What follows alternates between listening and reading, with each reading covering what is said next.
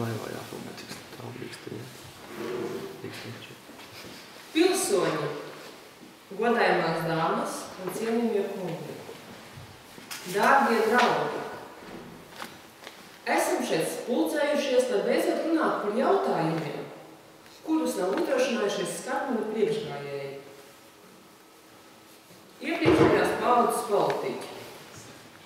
Par jautājumiem, kuros iesaistīts ik viens no mums, un par jautājumiem, uz kuriem beidzot ir jāsniedz atbildes. Latviju mēs dēvēt par veiksmes stāstu. Daudz tiek lietot jēdzieni par valsts konkurētspēju starptautiskajā tirgū, par sabiedrisko līgumu, politisko atbildību. Vārdos un teikumos citēts, ka valdošā vara veido godīgu, atbildīgu un kompetentu politiku. Saeimas un valdības nav šķiet kā nesatricināmas citadeles. Bet, ja raugāmies patiesībai sejā, vai mūsu realitāte reāli atbilst Eiropiskās sabiedrības standartiem? Vai mēs patiešām varam runāt par tiesisku valsts pārvaldi ar sociālo atbildību par ikvienu?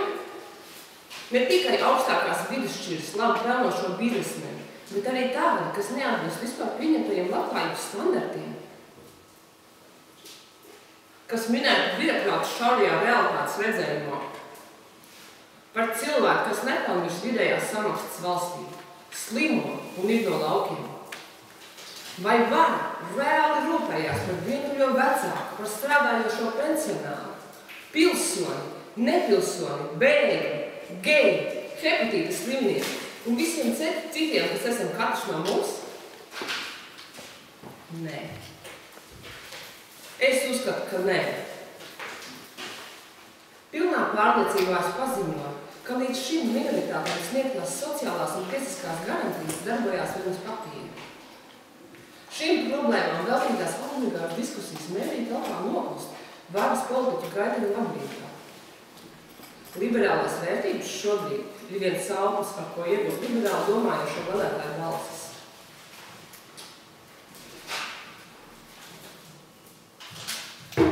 Manuprāt, plaisas ar varas kliķu un īsto dzīvi ir sasniegusi attālumu, kas veselīgi domājušai sabiedrībai nav pārskatāms. Tāpēc ir pēdējais laiks rīkoties. Jāpārcēt lejupejošā spirāli. Ir jāizlaužās no politiskās apātijas.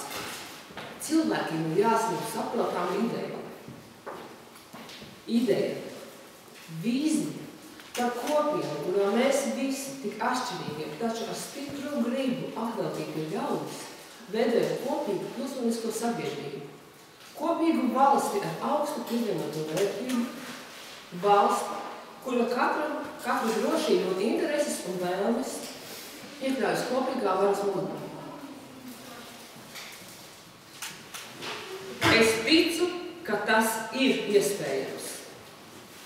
Es esmu pārliecināta, ka mēs to izdarīsim. Visi ar kopīgu darbu panāksim standarta maiņu ilgspējas un izaugsmes virzienā. Visi atšķirīgajām grupām liberālo vērtību vārdā ir jāapvienojas un jākļūst par politisku kustību. Spēku, kurā valda solidaritāte, tolerance un kopīgs mērķis. Es ar saviem dialogu partneriem jau esmu sākusi darbu pie šī nozīmīgā projekta. Mēs esam izstrādājuši dinamisku attīstības stratēģiju par veicamajiem pasākumiem. Jums atliek vien mums pievienoties. Pārkrāsēšu. Mums ir jāapvienojas, lai no retorikas beidzot ķertos pie reālas rīcības. Tā mēs īstenosim tik ilgi loloto ideju par valsti, kurā mēs visi justos labi un pašpietiekami. Jo tādai ir jābūt mūsu Latvijai. Paldies!